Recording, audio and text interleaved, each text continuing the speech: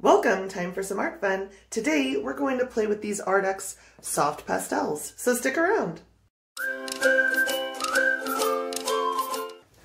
If you've watched this channel before, you've probably seen me playing with these acrylic markers. These are brush markers from Artx that I got for myself because I saw them on Stephanie Davis's channel. They are so cool. One side is a brush tip and one side is a bullet tip. And they work just like Posca pens, except they're brush markers and you don't have to shake them or prime them. I mean, you can't even hear anything, see? So they're just really cool. Oops, that's gonna drive me nuts later. They're really, really cool. So I got them in the metallic set and I loved them so much that I got them in the regular old 32 color set with, you know, solid colors, basically, you know, regular colors. So I've loved this Artx set. I did my own video on them, obviously unsponsored, bought these on my own. They'd never heard of me, didn't contact me. But when they saw my video using these, they did reach out and they said, hey, we really liked that video. Would you like to try our soft pastels? And of course I do. I have to say I'm really loving these boxes, the way that these sets come. They do feel really luxe compared to other affordable brands that I've tried. And I have not had a miss with Artx yet. So I felt really comfortable trying these for you. So these were sent to me for free to try. And this is what they look like. So the inside of the cover, or the inside of the cap, has this sort of fun, I don't know if you can see, material. It's almost like a velveteen material, and you can see, because these are soft pastels, they're going to be the type of material that comes off on your hands. I mean, this is playing with your fingers. This is playing with your hands. Look at all that material that came off on the swatch sheet, color guide. I don't know what you would call these. It is, you know, really small writing. It's a little hard to see the names of the colors. There you go. So there are 48 colors in here, and I believe this sells for $40 on Amazon if you want to try it. I'm really excited about some of these. You know me, the blues, the turquoises, the greens are drawing my eye. I really wanted to draw a Highland calf today, but using these and seeing these colors is making me want to do a chameleon. So I think that's what I'm going to do. I am going to test these out and just prepare. Just be prepared. The minute you touch a soft pastel, anything, they're going to get everywhere. I personally really like that because I'm a fountain pen and ink user, and I'm a big proponent of getting ink everywhere, all over my fingers, and I just like it to be known that I'm an artist, and that kind of comes across when you've got art materials all over your little fingers. So I'm going to try this on the black paper in here and the craft paper in here, and then I'm going to do white watercolor paper because it's a little toothier for my actual piece. So I'm gonna go ahead and speed you up so you can enjoy my swatching and my art, and I will do a voiceover for that piece.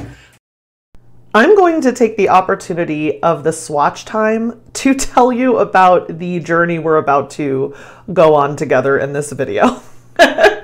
I genuinely wasn't sure if I should even post this video. I thought about editing it differently, about leaving certain things out, and then I thought better of it because if I were in your position, I would really enjoy seeing the ups and downs. And I also think it's important, you know, some of my art tube buddies and I have been talking lately about the need for more of our mistakes to be on display so that everything isn't just like a perfectly curated video where our viewers think unrealistic thoughts about how art goes for people, even people who do this every day or all the time.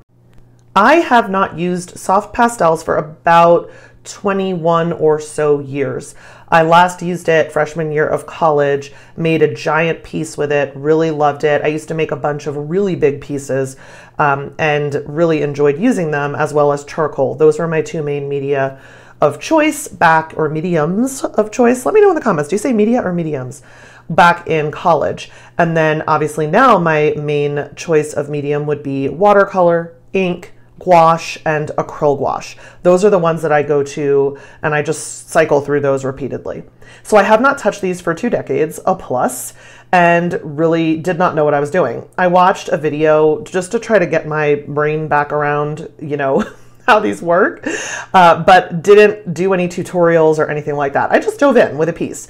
I wanted to make a chameleon. You can kind of see it starting to come together. I did it on this watercolor paper. I thought the toothiness of the paper would be fun because one of the things with soft pastels is you want a harder pastel for your base layers, and then softer pastels to fill in the tooth of the paper all the way on your final layers. So that was the one thing I definitely remembered, was if you're using smooth paper, you kind of have to be careful not to fill in the paper too quickly, or the soft pastel can kind of just slide right off the paper if you're not careful. And I thought watercolor paper would be great for this.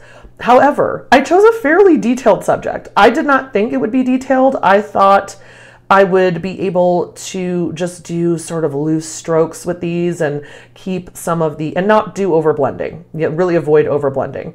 I absolutely hate how this came out. I actually like it in this stage where the eyes look the way they look right there, but the more I tried, the worse it got, and it was a mess. Like, it was a total mess. I didn't think it could get worse. I was wrong. I decided to try again. So once this was done, and my husband actually really liked this. He said, no, look at it from here. It's like pointillism. It's really cool. I really like it. And I know that's how art is. Different people see different things in pieces and like different things. One of you might say, I absolutely love this. Please don't throw it away. Mail it to me right now. And I will, by the way. If someone wants this, I'll send it to you because I don't want it. I don't like it. I loved using the materials and I love the colors. Like, just look at those colors standing up. I like to leave the ones I'm using standing up so I can use them throughout the piece to keep the coherence of the color scheme. Just couldn't, for some reason, make this work. And I thought, well, it's my first try. I haven't used these in a couple of decades. Let me try again on the black paper. It got worse on the black paper. You should know, there's a happy ending, folks, so strap in, because I did a third piece and I was very happy with the third piece. But what you should know by way of background is when I first got these in the mail, I had already saved from Pexels and Pixabay some pictures of some Highland calves and Highland cows. I wanted to draw a really fluffy, adorable cow, and that's what I was in the mood to draw. But when I got these and the colors were so beautiful and so varied, like 48 colors where every color truly is different. Every yellow is a different yellow. Every green is a truly different green. Even the grays were different. The range of colors were so impressive and got me so excited. I wanted to do a colorful animal, and I've done a chameleon before. I'll insert a picture here. I've done colorful turtles. I've done frogs. I've done all kinds of stuff. But for some reason, I could not make this work. As beautiful as this set of colors are, I couldn't translate them to this page for some reason. I felt like a total failure. I really felt like I was failing Artex as a brand and not showing off these really wonderful materials, because I can tell you right now, they were a joy to use. They blended beautifully. I think there were only 2 of the colors that were truly hard. The rest of them were a perfect level of soft where they're not just crumbling on you, but they're also not like filling the entire tooth of the page immediately. So I felt like a failure. So I said, let me just try again. I'll try it on black paper. Maybe it's because it was white paper and that's why it stunk. But no, I was not wrong. I was not wrong to use the white paper. The black paper was not the thing to make the difference. I tried a different color scheme. I did like the black paper better. I definitely liked the background better. It's not translating here, but the background looked really cool in person and I was very happy with it. And I thought, oh, I'll use some more of these bright purples and pinks because I really like them. It did not work. I absolutely despised this one and I did throw it away. I threw it away. I didn't even want to show it to you. I 100% wanted to delete this footage. I didn't know what was going on at certain points. I was like, oh, I'll be able to save that. I'll blend this. I'll move this over here. I'll come back in with a dark. No, it made me feel like, am I bad at this? Like, am I a bad artist and I've somehow been pulling it off all this time and just like faking it? Like, how could I make something this ugly that I hate this much? And it's just, that happens. That happens probably all the time for all of us, and we just don't notice it as much. I probably don't notice it when I make something I don't like because it's not for the channel. Usually it's just in my sketchbook and you all will see it when I do a sketchbook tour, but I'm not so focused on it. When I'm doing a review video for materials where I'm trying to test them out so you can decide if it's something you would want to buy, I don't want it to be hideous. It looked like some kind of like a nuclear reactor accident got loose on the town. So I said, all right, you're trying, I put it down, I threw it away. I didn't want to do another piece, but I also could not sleep without making something cute and making something me with these materials because they were fun to use, they were easy to use, they were fast to use. Each of those pieces took 10 to 15 minutes. This piece that I really love took exactly 12 minutes, and I know that because I had the, you know, the camera going so I can see what my raw footage was. They're fun to use, they're fast to use. I wanted to make something I was proud of. I couldn't leave it on that note. So I made this third piece, and as you can probably tell by now, I went with my first reaction, which was, I want to do a stinking fluffy cute Highland calf. I don't want to make a chameleon just to show off these colors. I'm not doing a good job of showing off the colors anyway because I'm not making something I'm in the mood to make. So I just went with what I wanted to make, something super fuzzy. I used the black paper because I had liked that better in the two disasters that had preceded this. And I really loved how this came out. That orange all the way in the back that I'm using right there, I loved that color so much. It was so vibrant. It's such a cool orange. It's like a burnt orange terracotta type color. It's one of my favorite colors. And I used my Highland calf reference pictures, and I did the blue background to sort of harken back to this adorable Highland calf painting that I did with my Regina's watercolors. And I was so happy the whole time I was making this. I was giggling, I was smiling, I was having fun.